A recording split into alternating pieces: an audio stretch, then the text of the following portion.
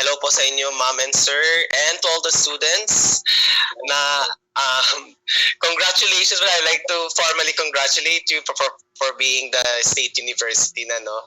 So, congratulations po.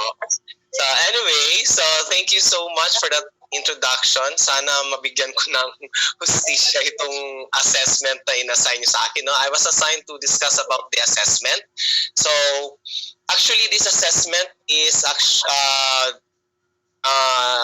this is actually the pattern for the Department of Education. So I do not know the assessment of the pattern assessment ng mga private schools. So they have their own ano kasi. Pero I think they still anchor their assessment in the in the Department of Education. So anyway, so let's start. Pwede ko na ba share ito? Paano ba ito wait for a while? Yan. Makita po ba ang slides? Okay. So, here we go. So, assessment. So, itong assessment na ito yung sample techniques ng mga annex, no? Sa Annex A of the Department of Education, Order Number 31, Series of 2020. So, these are the sample techniques for each formative assessment strategy because Ma'am Abbas asked me to at least give some examples of how are we going to assess if this is a type of formative assessment. No? For the Annex B of the Department of Education, number 31, Series of 2020, sample summative assessment tool that qualifies, sample summative assessment tools that qualify as a performance task in various learning delivery modalities. Sa mapa face-to-face man, mapa online or digital printed, modular learning, TV, RBI. Ang RBI is the radio-based instruction and the homeschooling. So I hope I could give justice to this and may at least kahit paano naman no may makashare ako ng something sa inyo. Okay, so let's have now my first slide. Okay, so yeah. So classroom assessment is an ongoing process of identifying, gathering, organizing, and interpreting quantitative and qualitative information about learners know and can do. So we have two types of assessment. It can be a formative assessment or it can be a summative assessment. So kailan ba itong formative assessment? Ang formative assessment naman, ito ay paparaan ng pagpapalago ng pagtuturo ng mga guro gamit ang katibayan ng nagagawa at natutunan ng mga mag-aaral.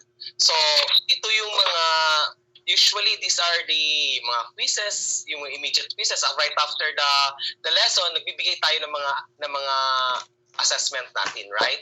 So, nagbibigay tayo ng mga short tips, nagbibigay tayo ng mga recitations, on-the-spot recitations to at least, no? Wait, sorry. Yan. So, nagbibigay tayo ng mga information, no? Ng mga quizzes pala, no? To give these are the immediate feedbacks na binibigay ng mga estudyante sa atin for us to assess their strength and weaknesses in that particular discussion na ginawa natin in that particular time. Okay? When we say summative naman assessment, okay, these are the ginagawa natin ito during the end of the quarter, no? Usually ito yung mga quarterly assessment na ginagawa natin. So these are now the summative assessment. Okay? Ito yung basis natin for giving grades. No, usually baka nagkakamalian, baka akala ninyo yung mga quizzes natin, yung mga short quizzes natin, yun ang ginagawa natin mga grades. Actually, it's not actually, no? Hindi siya dapat ginagawa as the basis of the grades, yung mga quizzes. The basis of the grades usually comes from the quarterly test or the pre-test, may mga ginagawa nating parang basta anything that includes mga long quizzes or long tests. Those are what we call summative assessment. Okay? So yung mga quizzes, yung mga drills natin, that should not be actually hindi dapat ginagawang basis as the grading system. Kaso, ang ibang teachers, ginagamit pa rin nila as the basis ng grading system ang mga short quizzes, mga drills, which is dapat hindi. Okay? So, yun siya, no? So, proceed tayo. So, what are the, so, ito yung sa Annex A, sa Depth Order number 31, Series of 2020. These are the sample techniques, no, for each formative assessment strategy. So, meron tayong asynchronous and meron din tayong synchronous. Kasi nasa new normal na kasi tayo. Okay? So, i-discuss ko muna ano yung asynchronous muna. So, yung mga asynchronous, hindi yung nangyayari sa parehong lugar or oras, gaya ng pag-email or pag-text ng teacher. So, iba-iba yung oras na pagtanggap ng mga bata, then iba-iba rin oras na pagre-reply ng mga bata sa mga binibigay ng mga guro. Like for example, sa social media, magpo-post tayo ng mga exercises natin or mga drills natin, pero it is according to the phase ng bata kung kailan nila sasagutin yon or what, di ba? As long as it is actually in the time frame na binigay ng guro. So learning modality, mga learning modalities na LMD, mga distance learning yan siya, no? Distance learning, mga modules, okay? So those are the asynchronous method.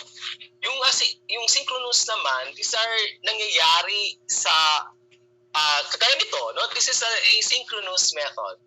Like example nito, yung mga phone calls, video calls, live chat, yung mga Google Meet, like this one, the Zoom. Sa DepEd we use Teams, no? Teams. So ang dami-dami na nang ginagamitan ngayon ng mga synchronous method or mga tawag nito, yung mga platforms, no? Platforms for us to conduct our lesson. Okay? So, ano yung mga strategies natin? Mag-start tayo sa strategy number 1 natin. Strategy number 1 is establishing clear learning targets and success criteria. For the asynchronous methods, focus tayo sa asynchronous muna.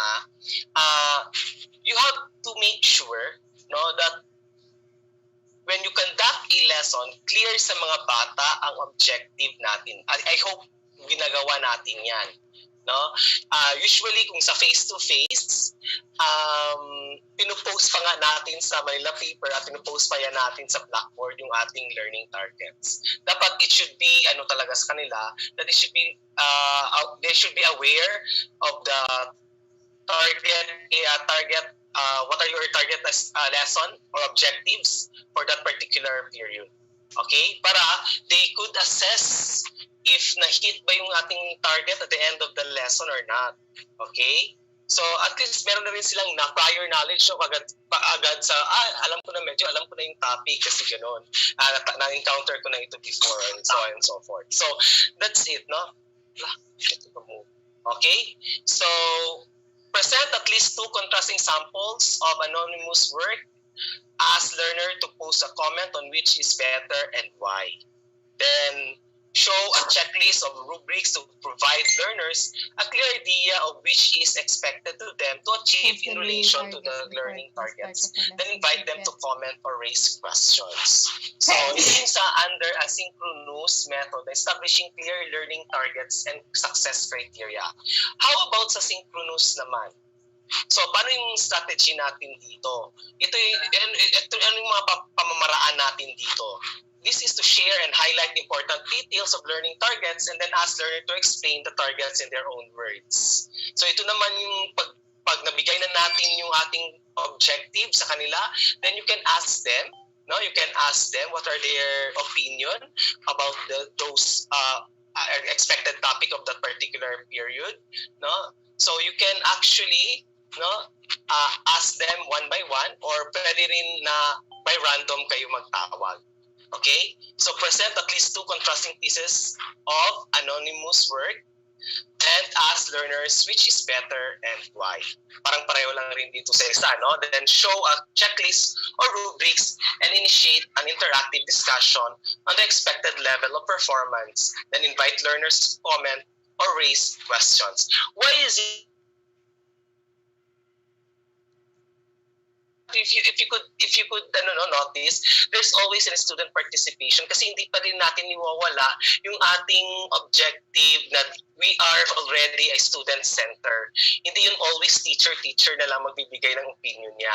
We always ask the opinion of our students if they understood the lesson, or kung hindi naman, they could even give their own idea of that particular topic or lesson, no, para at least malaman mo hindi lang pwede pakakabigay grades na hindi, kasi may mga questions. Okay, now aside from that, provide exercises in multiple formats, binary choice, multiple, ito na yung sinasabi ko, and then have learners use in paper-based or digital journal to keep a record of what they learn each day. So kung may Google Classroom kayo, which is I'm doing it right now in my class, I do have a Google Classroom. Napopost lahat yung mga, at least naiipon doon yung mga exercises ng mga bata sa Google Class. So doon they could monitor their grades, no? You could able to check their performance online, and they could access their grades.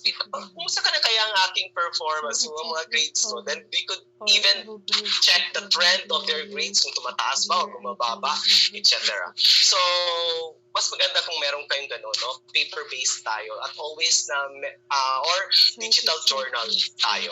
Okay? Kung hindi naman makaya ng digital, kasi lahat hindi alam naman natin at naiintindihan naman natin na hindi lahat are capable of being always sa online. So you can ask them a paper-based. Kasi nga, yung mga outputs nila, that will also serve as an evidence for their assessment. Okay? For their learning, evidence for their learning. Okay? Paano naman sa synchronous method? Yung sa yung mga gumagamit ng mga phone calls, video calls, etc. So pose a variety, the same lang rin, no? Sa sa asynchronous natin, pose a variety of questions, no? Hot questions, most especially. Then provide exercises in multiple format. So halos pareho lang rin sila ng asynchronous method. Except lang that sa synchronous, I think dapat dito is digital journal ito siya, kasi nga online ito base parating nasa online base ang ginagawa dito. So mas maganda kung may digital journal din dito sa synchronous method natin. Okay? So let's proceed. Okay, here. So another technique or strategy is providing effective feedback. Paano ba ginagawa yan siya sa asynchronous method? So first, record and upload an audio-video file containing feedbacks of a learner's performance. Okay? Send written feedback via email. Pwede rin sa SMS or mobile messages. If necessary, add photographs or screenshots of learning outputs to support the feedback. Use the comments feature in the word processing software to provide feedback on the writing tasks. Embed hyperlinks to external resources which learners can safely navigate to improve future work. And then write feedbacks on anonymous works and provide learners a copy of the work with the success criteria for that task as pairs of small groups of learners to improve the work by following the feedback. Ito yung sa asynchronous method. Actually, mas maganda, as you can see, dapat talagang ginagawa natin ito siya, na when they give us their assessment, yung mga outputs nila, we have to return it, no? Dapat talaga binabalik natin ito. It's either via during retrieval ba natin, or during the discussion, kasi nag-online class tayo. So during the discussion, pwede na natin i-flash yun, no? I-flash yung mga papers nila. Pero as much as possible, do not include their names in posting there. Baka mapahiya sila kasi mali nga sila or tama sila or what, no? pero avoid posting names. Ano lang, yung mga tawag nito, kasi alam naman nila yan, pag nag-post ang akin yan, no? Di ba? So, ang purpose natin pag-post ng mga test paper is for them to know, no? For them to know saang part sila nag-error. Which is, yun ang ginagawa namin nila ni Ma'am Yang, no? Ni Ma'am Yang angkat sa aking intern, okay? So, yun ang ginagawa namin during the class. Nag-post namin yung mga different types ng mga result nila, no? And we give feedbacks on their assessment, on their quizzes. No, nakalagay na talaga doon. Dito ka part na medyo nag-error and so on and so forth. But as much as possible, we avoid putting names, no? Please do not put names kung gusto mo siya ipapublish in the class para naman maiwasan ang pagbubully or cyberbullying, baka magkaroon ng cyberbullying or what. Okay? So, ganun siya. So, we have to give feedbacks. Mas maganda yung malaman agad ng bata kung saan sila nagkamali para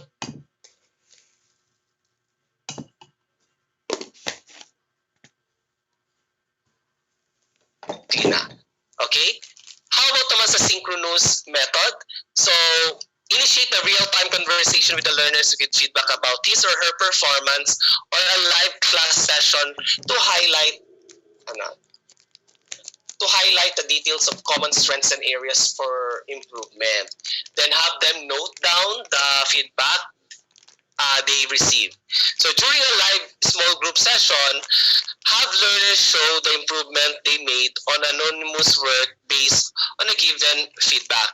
Once they get used to this, begin using actual samples from the class. Ito naman siya on the spot. Kaganito, we're having a discussion here. So we will do it right there and then. We will give feedbacks on their performance. Maganda kasi talaga yung online classes, di ba? Pag live online class, kasi meron ding online class na recorded. Okay? So, live online class, kasi para siyang next to the face-to-face. Okay? Next to face-to-face ang actually ang live online class. Okay? Kasi sa live online class, we could give feedback right away to our students. For example, if we're going to post questions or post tayo ng mga problem solvings or any questions in language or etc., we could then we will release we will collect their we will solicit their answers, and after that we could give feedbacks and highlights to their answers, no? Hindi lang parating mali, guys, ha. By the way, hindi lang parating yung mali yung napapansin natin dapat sa sagot. It should also be we should give praises also to the correct answers, no? Hindi yung parating mali lang yung napapansin natin. Usually yung sa mga teachers, usually yung mga mali ang napapansin na mga na focus natin. But actually, dapat we have to we have to give also recognition to sa mga correct answers para naman di sila maparati ng mali or what ang napapansin. Okay? So that's it. So next strategy natin, guys, is engaging learners in assessing and improving each other's work. So sa asynchronous, paano natin ginagawa ito? Post ground rules for peer feedback muna. You have to give rules for peer feedback. Baka masobrahan. Okay? Invite learners to express their concern with the rules and to suggest any improvements. Okay? Baka may ma-suggest sila sa mga rules mo or etc. Kasi pwede rin natin na mag-ask ng opinion from the other students about the work or for the work or output of their classmates. Pwede tayo mag-ganon. Okay? Pero you have to make sure that you impose rules in giving feedbacks. Baka sa sobra, kasi siyempre, kaklase lang nila ang kausap nila or binibigyan nila ng feedback, baka masyadong harsh nang nangyari. No, instead na magpaganda, napapangit patuloy ang iyong way ng pag-ask ng feedbacks. No, bakit ginagawa natin ito? For them to improve, no? Kasi usually, student to student, halimbawa ako estudyante, then magbibigay ako ng feedback sa kapwa ko estudyante, parang okay siya, no? Parang mas magaan siya, no? Kasi syempre kaklase mo lang ang nagbibigay yung feedback at saka parang mas hindi masyado maka-hurt. Kung mas hindi masyado makasama ng loob. Compare, parang nasabihan ako ni teacher ng ganito or parang masyadong nabibigyan sila ng low moral. Pero kung kapwa estudyante nila, ganito ba yung dapat natin gagawin in this particular problem, etc. Parang mas maganda, di ba? So, ganun siya. So, pero you have to make sure nga, no, sabi ko nga, that you have to make sure that you have to give high ground rules in giving peer feedback. Okay? So provide examples of different kinds of feedback comments. Ask teachers to reflect, ask learners, to reflect on which comments would be helpful to one's work and which one would not. O ito na yung sinasabi ko, no? So let learners make multiple attempts at one task and select one that they think is the best. Have them exchange their work with partners who selects one of their partners' attempts they believe in is the best. No? Compare their choices and discuss any areas of concern. So that is for the asynchronous method. For the synchronous naman, of course, since this is happening simultaneously, so conduct a whole class session to construct ground rules for peer feedback. So ask learners to explain the rules in their own words. Okay? So present examples of different kinds of feedbacks, comments. Ask learners which one they think would be helpful for improving one's works and why. Okay? Parang halos kapareho na rin dito sa kabilang isa. Okay? So the next strategy natin is to increasing learners' ownership of their own learning. Ito na yon, no? So paano natin ma-increase yung learners' ownership of their own learning for the asynchronous method? So have learners use a paper-based or digital journal to keep a record of what they learn each day. Okay? Have learners keep a learning portfolio that documents their progress. Ask them to review their portfolio regularly and reflect on what has improved about their work. Then after completing the task, ask learner to write down one thing they found easy about the task, one thing they found difficult, and one thing they found interesting. So after that, establish a parking lot for question learners may want to raise outside a live conversation or class session. Respond to these questions as they are posted. Invite learners to respond as well. So yung parking lot natin, parking lot questions natin, ito yung magpo-post tayo ng questions at the end of our lesson. Wherein binibigay natin ito sa mga estudyante, no, na at the end of the lesson at magre-reflect sila about what they have learned, okay, what have they gained, and what they have, what are the things that makes them that makes it interesting. Okay? So ito yung ating parking lot dito. So bakit ginagawa natin to, guys? Sa asynchronous method, no? Bakit natin to ginagawa? If you've noticed, parati tayo humihingi sa kanila ng reflection. Okay? We always ask them reflection. Bakit? Is it because sa panahon ngayon kasi it's really difficult for us, no, to assess the learning, no, the learning of the students, yung mga natutunan nila kasi nga lalo na sa asynchronous method na different phase ang kanilang pagsasagot, hindi pare-pareho, and at the same time hindi sabay-sabay rin, no? Kailangan natin mahingi natin ng we always want to give them reflection for us to determine kung nasaan sila nahihirapan, most especially kung saan sila nahihirapan at saan sila nagkakaroon ng interest or saan sila nadadalian sa topic mo.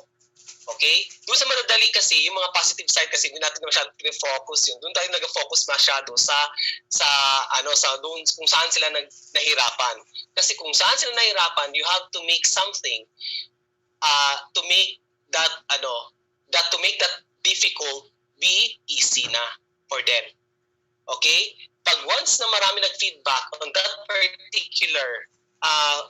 particular topic, na ito yung part na nahirapan kami, you really have to go back before you proceed to your next topic.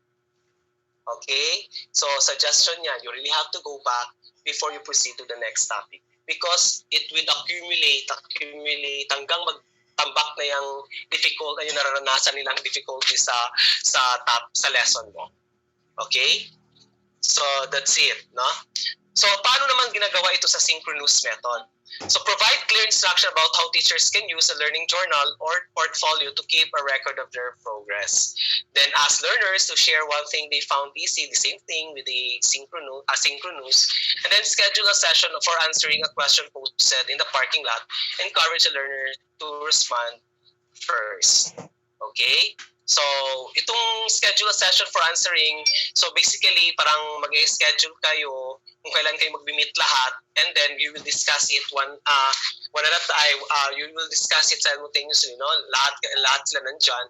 Then you will discuss it kung ano yung mga parts ng mga topics or questions na na-post mo during sa parking lot mo na questions na nahirapan sila or what. Okay? So, reflection really is very important in the assessment. Hindi lang yung assessment na very parang always lang yung mga objective types questions, no, na hindi yung ganyan type na assessment. Kasi na-expose tayo sa type ng assessment na very objective type questions, no. Yung mga tawag nito, yung mga puro what lang ang parating natatanong. Okay? Wait. Ito. Okay, for the Annex B of the Depper Order number 31 series of 2020, sample summative assessment tools that qualify performance tasks in various learning delivery modalities. This is for the face-to-face learning. Ano yung mga qualify sa performance task? Kasi ang grading system natin, later i-discuss ko, meron tayong mga performance tasks doon, di ba?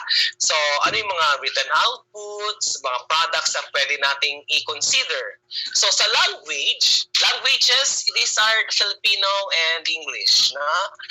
Sa written outputs, pwede kayong, ito yung mga books or article reviews. Pwede nyo yung gamitin as their written output.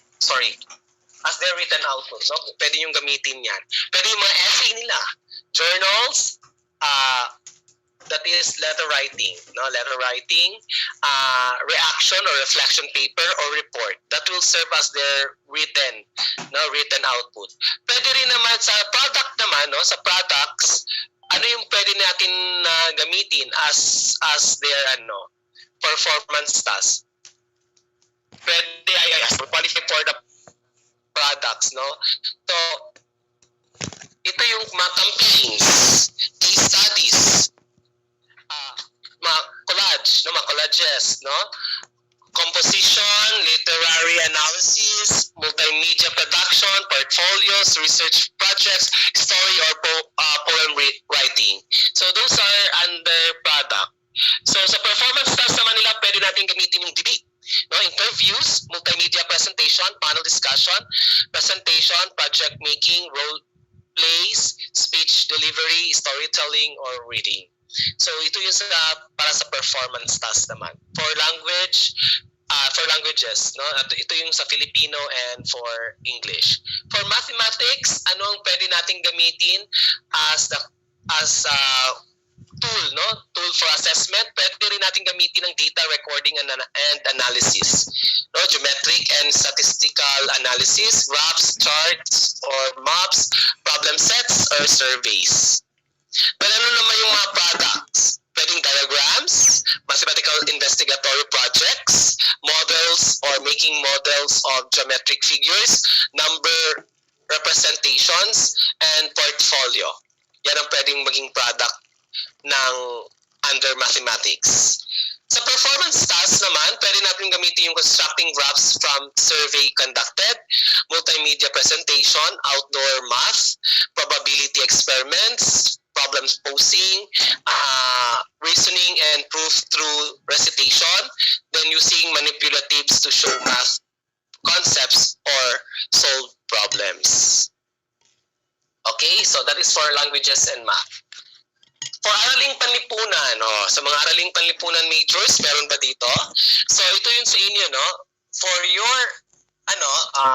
your written output, pwede itong concept maps and organizers, essays, journals, news writing, news or article reviews, reaction or reflection papers. So for written, pwede kayong written ba ito yung products pala. Sa products naman, we have mga collage, no? Mga collage and diorama making, leaflet, poster and slogan making, then map construction, research work, timelineess, and film, documentary reviews and analysis advocacy paper. Yan yung mga sa mga araling panlipunan, mga history, no? Then sa performance, pwede kayo mag-community involvement, debate, interviews, issues awareness campaign, news reporting, presentation, and multimedia presentations, role plays, then sa simulations, no? So yan ang mga summative assessment tools natin for araling panlipunan. So for the music, sa mga MAPE, kasi ang grading system ng MAPE, actually kawawa itong mga MAPE majors, no? Kasi kung mag-grading system sila, hindi isahan, isa-isa. Kasi ang MAPE composed of music, arts, MAPE, PE, then health. So isa-isa yan, gawaan nila ng grades yan, no? Gagawaan nila ng grades, isa-isa. So per apat ang sinosolve nila na grades. So medyo hirap yan yung mga MAPE majors namin, mga MAPE teachers namin. Medyo hirap sila sa mga when it comes to their outputs, medyo talaga sila task, mas marami silang output na nabibigay. Kasi nga isa talaga, no? Ini-evaluate yung mga output ng mga bata. So sa music, ano yung mga na-qualify na pwede natin gamitin for our written outputs? Ito yung mga essays, no? Reaction or reflection papers, pwede ring research papers. Okay? Sa product, we have the musical arrangement, so musical or song analysis, musical research, writing program notes. I did not know what's this writing program notes. Anyway, so alam niyo ng mga major ng MAPE, no? So, sige. Dito naman tayo sa performance tasks. Pwede sila magawa ng mga multimedia presentation, musical presentation, then skills demonstration like singing and playing instruments. So that will serve as their performance tasks. Okay? So next, how about sa arts? How about sa arts? Pwede sila magawa ng essays, no? Research or a reaction or reflection papers, then research paper. Pareho lang rin sa music. Sa kanilang kanilang products, it can be yung mga pwede nating product sa kanila. Pwedeng art criticism or appreciation compilation. Pwedeng maggawa sila ng mga art exhibits, no? Pwede sila mag-art projects, and the last one is portfolio. Yun ang mga qualified evidences natin under product. Then we have the performance tasks. Anong pwede natin ipagawa sa art, sa mga performance tasks? Pwede natin yung mga art productions, no? Yung mga multimedia presentation, portfolio, skills demonstration like drawing, coloring, and painting. Then the otherwise the stage or bulletin board production. Okay? So those are under art. Next, sa physical education or yung PE. Anong pwede natin gawin sa kanila for their written work? Pwede yung essay, pwedeng reaction or reflection paper and research, the same. Then, yung product nila, anong pwedeng maging product nila? Article or journal review, personal fitness and health blogs. Ito na yung pwede sila mag-video sa sarili nila, then mag-exercise, something like that, to demonstrate different types of exercises. Then pwede ring portfolio. Okay?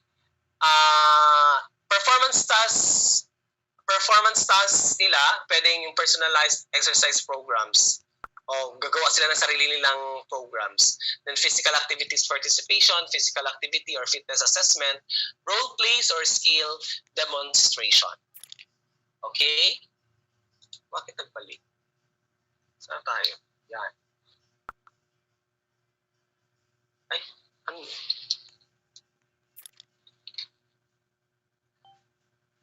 Wait lang ah. Sana. Okay. Ano ito? Ay, forward siya. So, online ito siya. Wait. Dito pa lang tayo sa ito. For the ESP, sa mga ESP, no? Sa mga edukasyon sa pagpapakatao, mga values ed. Okay, ano yung mga ano natin dito? Mga pwede ipagawa sa mga bata as their written work. So, essays, pwede, journal writing, journal or article reviews, reaction or reflection paper. Sa product naman nila, pwedeng ipagawa sila ng argument analysis, then expressing feelings and through art activities, then journal responses, then letter or song or poem writing. For their product, issue awareness campaign, presentation and multimedia presentation, role plays, personal action plan, plano sa pagsasabuhay, then situation analysis, that is pagsusuri ng sitwasyon. Actually, ang ESP parang nasa yung Tagalog form yata ito sila no? Yung Tagalog sila. So, edukasyon sa pagpapantahanan at pangkabuhayan or technology and livelihood education, the TLE majors out there. So, paano natin, ano yung mga qualified na assessment tool natin for written. For written, we have essay, pwede, diagrams, charts and models, then work designs and plans. So for product, pwede natin gamitin ng technical drawing output, prototype building, ibig sabihin yung magagawa kayo, alam niyo naman yan kung ano yan, ibig sabihin prototype, then product or project using locally available materials. Then sa performance tasks naman nila, pwede mong ipagawa sa kanila ang skills demonstration, skills application, laboratory exercises, oral tests, design creation and layouts of outputs, then diagnosis and repairs of damaged equipment. Okay? Sige. Ito. So, yun siya this is for the this is the Annex B, DepEd Order Number 31, Series of 2020. This is the sample summative assessment tool that qualify performance tasks in various learning deliveries modalities. And this is for face-to-face. Okay? Kung naga-face-to-face tayo. Pero kung naga-online class tayo, iba naman ang gagawin natin. Ito yung mga suggested na online distance learning na gagawin natin. For the written outputs sa languages, Filipino and English, blog posts on a book or article review, then essay submitted through email, e-journals, then electronic mail writing, reaction or reflection paper submitted through email. So always email. Then paano naman sa product? Ano naman ang ginagawa natin sa product for our languages? So you can have YouTube campaign videos. No? Pwede natin pagawa sa something na video, then ipopost natin sa ating YouTube. Then case studies published through Adobe Acrobat. Then electronic collage, mga electronic collage na nag-move. Then composition submitted through email, blog on literary analysis, multimedia production uploaded in Facebook or YouTube, e-portfolio research project published in e-journal, story or poem writing narrated through PowerPoint presentation. So, yun ang pwedeng ipa-product sa kanila. So, ano naman pwede ipa-performance task? During the online, pwede kayong magkaroon ng debate. No? Online interviews, no? Pwede rin. Multimedia presentation using PowerPoint or Canvas. Then, panel discussion via Zoom or Google Meet. Online presentation. Recorded projects, presentation. Recorded monologues. Speech delivery via Zoom or Google Meet. Or storytelling or reading via Zoom or Google Meet. Okay? So, yan ang para sa ating languages. Wait for a while. Next, we have math. Sa natin, sa mga math majors dyan, ano yung pwede natin i-written output in the online distance learning? It can be, first, number one, it can be data recording and analysis using Google Form. Geometric and statistical analysis using, what's this, data or Alex. I think ito yung mga programs. Then graphs, charts, maps using Microsoft Excel or Google Sheets. Programs are problem sets submitted via email. Then survey using Google Forms. Okay? Next, we have sa product. Ano yung pwede nating gamitin for product for the online distance learning? It can be e-diagrams using Adobe Illustrator. Actually, hindi naman pwede Adobe na lang, no? Pero naman kung if you could use other apps, then pwede. Mathematical investigatory project with video presentation, models or making model of geometric figure presented via Zoom or Google Meet. Number of presented. That is, we tend to to bridge, no? We tend to bridge to other field or specialty. So mas maganda yun. Diba? So, akala mo yung essay intended for languages lang. No. Pwede rin naman tayo mag-conduct ng essay writing sa math. No? Even in Aralin, even in Aralin, pati mga ESP, no? Pwede rin sa mga, MAPE, yan. Akala nyo MAPE is for purely, hindi. Pwede rin sila, they can do essay writing there. So, ganun yun, no? So, that is across discipline, no? We bridge across discipline. So, yung strategy natin, hindi lang intended for that particular subject area. But also, if you find it na, pwede rin dito sa atin yan. Concept maps and organizers, blog, so, that's better. Essays, okay? journals, so, news but these are writing, just a suggestion lang naman. Reaction, okay? reflection paper. So, under sa sa Araling Panlipunan, no, balik tayo dito sa product, we have electronic collage, then leaflets, poster and slogan making, map construction, research work, timelines, films or documentary reviews and analysis, advocacy paper. Okay, for the product, we have the community involvement via Zoom or Google Meet, online debate, online interviews, then and so on and so forth. Okay, news reporting, presentation, and multimedia presentation. So parang usually, parang pareho na sa other field. Via Zoom, online. So ito naman sa MAPE, ito. So isang slide ng MAPE. So music, arts, physical education, and health. So these are the suggested written output natin. Parang kagaya sa iba, no? Halos pare-pareho lang sila. Meron silang blogs, essay, reaction or reflection paper, research paper. The same with the arts. The same with physical education. Ang sa health naman, meron nagdagdagan lang ng research paper sa health. Okay? Pwede tayo mag-conduct ng research paper sa health. Mas maganda galing mag-conduct ng research paper at masanay yung mga bata maggawa ng mga research because research now is actually used, no? Very useful ang mga researches ngayon. And nasa time, parang sa panahon natin ngayon, many teachers or even mga statisticians or even mga professionals are doing research na, no? Para at least malaman natin, at least mabigyan ng katugunan ang mga bagay-bagay, mga problema sa mundo. So most of us doing research already. So dapat ang mga estudyante rin natin hindi magpapahulis when it comes to research. Okay? Next, product. We have electronic journal, mga responses nila, personal fitness and health blogs, and the electronic portfolio for health. So if you can see sa music, pwede sila maggawa ng musical arrangement, musical song analysis, musical research, writing program notes. Then arts, yan mga criticism, art compilation, online art exhibit, and so on and so forth. So physical education, article, journal review, personal fitness and health blogs, or electronic portfolio. Sa product naman, sa music, pwede silang maggawa ng multimedia presentation, musical presentation, online skills demonstration like singing, kanta sila, playing instrument. Then sa art, we have art production, multimedia presentation, or electronic portfolio.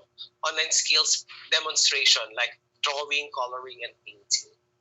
Physical education, video presentation of personalized exercise program, home physical activities or fitness assessment, or skills demonstration. And for the health, online debates, personalized fitness and health programs, issue awareness campaign via YouTube. So far, these are the suggested activities that we will incorporate to our written output, product, and performance tasks ng mga bata.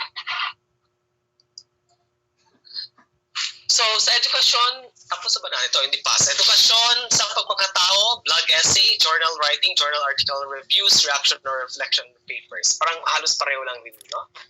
And so on and so forth. So, pati rin sa TLE, so pakitignan na lang, parang pare-pareho lang yan siya. So, okay? Pero if you've noticed, of course, pagdating sa online classes, purely online talaga siya, no? Online. Iba rin talaga siya sa face-to-face. So what do you think is the best? Yung face-to-face ba or yung online? Ano ba? As a teacher, ano mas madali checkan? Yung face-to-face or yung online? Pero mas madali yung face-to-face, no? Iba pa rin talaga ang face-to-face.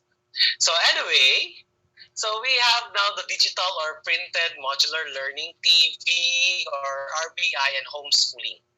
So ano ito yung mga suggested summative assessment tools nila and different learning areas. Okay, pakitignan na lang. Ito yung mga homeschooling, mga RBI, radio-based instruction, no? Pati mga TV, modular learning. Kami sa DepEd, we have our TVs. Parang nag-air kami every Monday. Sa math is every Monday. Nagreto sa other subjects. Anong day sila? Sa ano to? Sa brigada? Ay, ano ba ito? Ano nga yung TV na kung saan kami nakaano? Basta nag-air kami every Monday. So, kahit ako, hindi rin ako kapanood.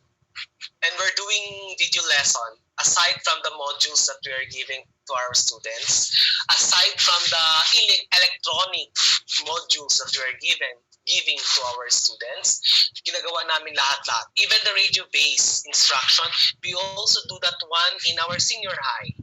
Okay? Yan ang ginagawa ng sa senior high. Sa except sa homeschooling. Yan ang ano.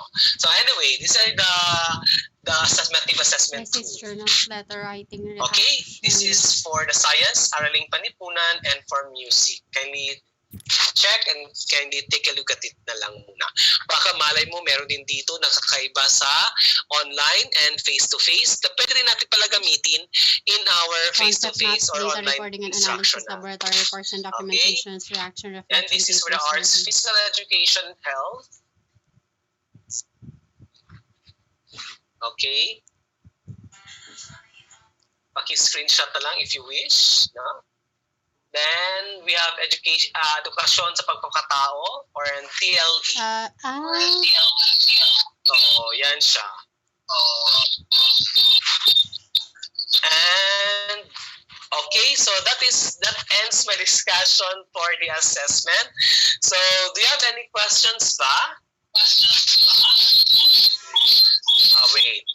Medyo, Okay, do you have any questions or clarifications na gustong itanong regarding the assessment before tayo mag-proceed sa ating grading system naman? Kasi may tasks for the assessment and for the grading system. Okay? So, do you have any questions pa ba? Hello? Okay, hello? Okay. Answer. Good morning, Sir. Answer. Wala akong question po. Okay, sige. So we will now proceed to the grading system. This is the grading system that we are following in the DepEd, no? Not in the private schools. So this is the DepEd. Wait for a while.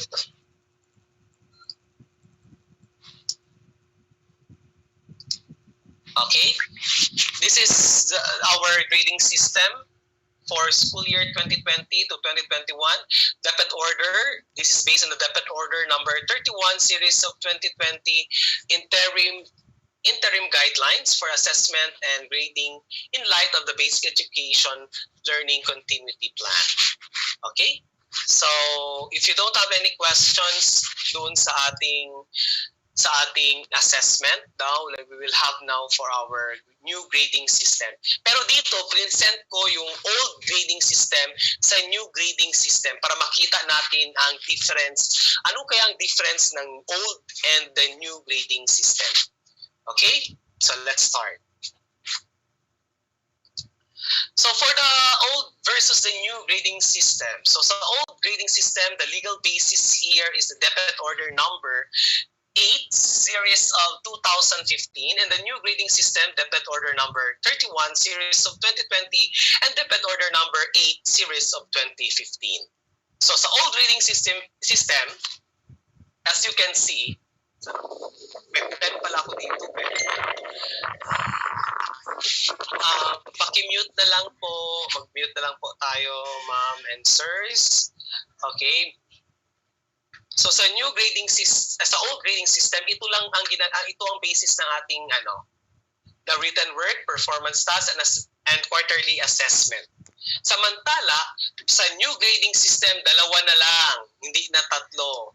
It is only written work and that is only their performance task. Anong nawala? Nawala si quarterly assessment. Wala na ito siya. Okay? So sa new grading system natin ngayon sa panahon ng pandemic, sa COVID ngayon, sa pandemic natin, they devise a new grading system and they anchor it sa DepEd order number 31 series of 2020 and DepEd order number 8 series of 2015. Okay? So, with distribution of the summative assessment components per learning area for grade 1 to grade 10 in the old and new grading system. As you can see, for the language, AP and ESP majors out there, listen, ito ang sa inyo. Mga English, Filipino, Aralin, and ESP.